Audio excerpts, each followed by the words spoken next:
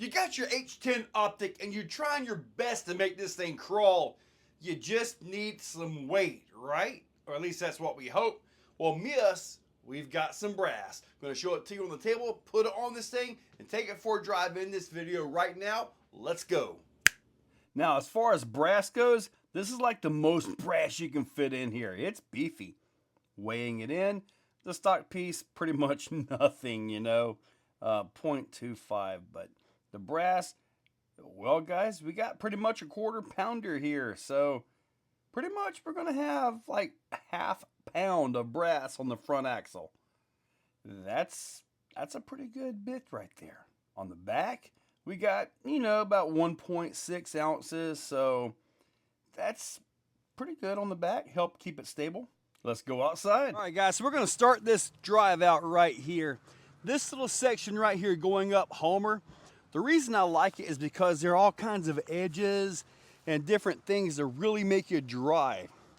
Wheelbase of the vehicle matters, the angle of attack matters, and this spot right here, which is usually right on edge of, really messing you up on your wheelbase and stuff. So then of course we have this spot right here, which you kind of got to get over sometimes, especially with straight axles. One of the obstacles that has consistently shut this thing down is hopper. Hopper isn't bad for vehicles that are built correctly for this type of stuff, and this vehicle just isn't, but I'm kind of hoping that brass can really make a difference here. I'm hoping. Maybe. Looks like I'm still going to have to hit it, but I mean, it's actually doing better, I think. All right, now we're going to go ahead and hit it like a bouncer. Or isn't this like a U4? Woo! That was awesome. All right, now we're going to make the crawl right over through here. Stability on it feels okay. That skid isn't really at home when it comes to this kind of stuff. So we're going to bring it over through here since I have bounced off course. Now the 824 gears I had in the front of this, they are not in here. They are in the Meus. So it's got stock axles or stock ratio front ring and pinion. And I have no idea if this vehicle is capable of getting this. If it does get it, I think it'll be amazing. Not so much there. We'll try one more time just because I'd like to see this make it up here. Oh, that was actually pretty close. Look at all my pine straw. Yeah, the storm came through, man. I got lucky. I wasn't at the nasty of it. All right, that's it. This isn't going to work. But, I mean, I got water and stuff, but it wasn't too bad for me here. Let's go ahead and check some of that brass out, see if it's going to be stable or not. So this is going to be quite the stability thing here because I'm on the wrong line. Let me make that slide down just a little bit.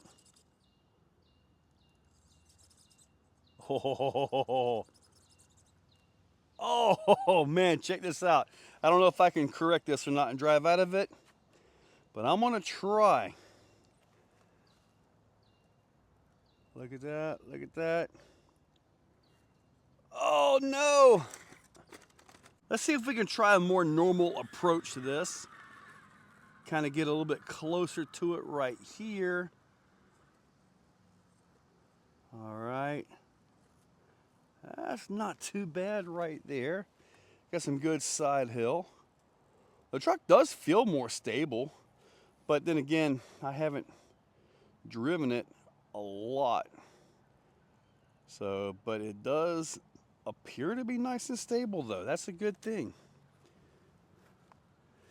It is kind of an odd vehicle though. I love the way the steering is on it. I mean, obviously it doesn't turn, crazy sharp. I get that, but the scale look of the steering is really nice. It just looks like a full PSC hydraulic ram of some kind up front. So let's see what we can get over here. Did not do well on that, did we? All right, let's try it the normal way. I'm kind of out of position where I normally am to view this kind of stuff, so normally I'm over there.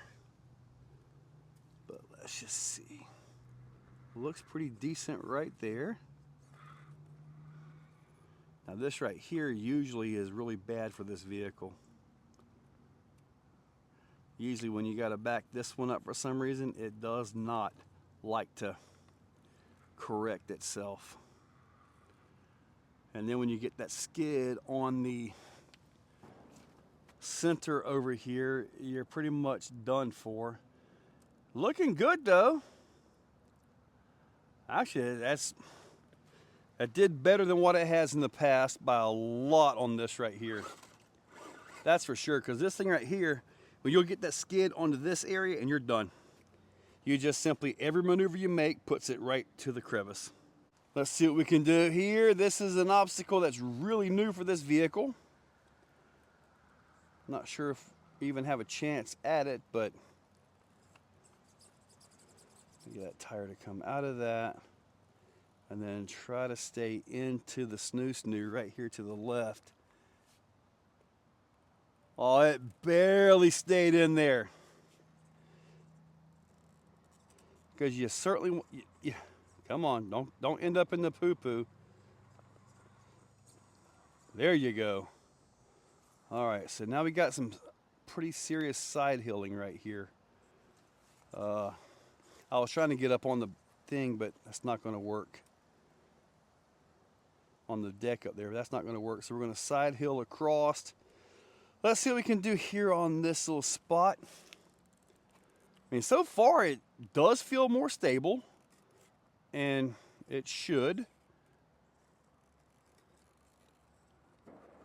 Golly, come on, baby, pull up there, pull up there. There we go. All right. Oh.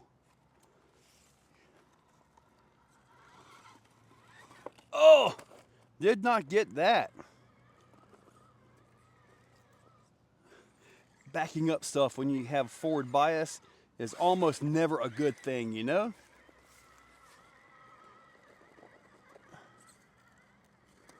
All right, let's see if we can get into it like this. I would like to make this if I could, but it does not look good for it.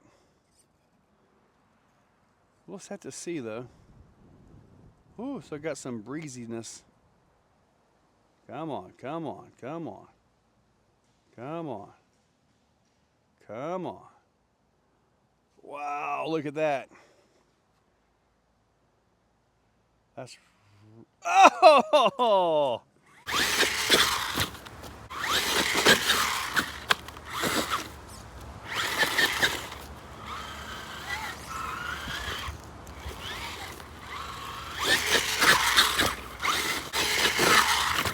Okay, so did the weight change everything?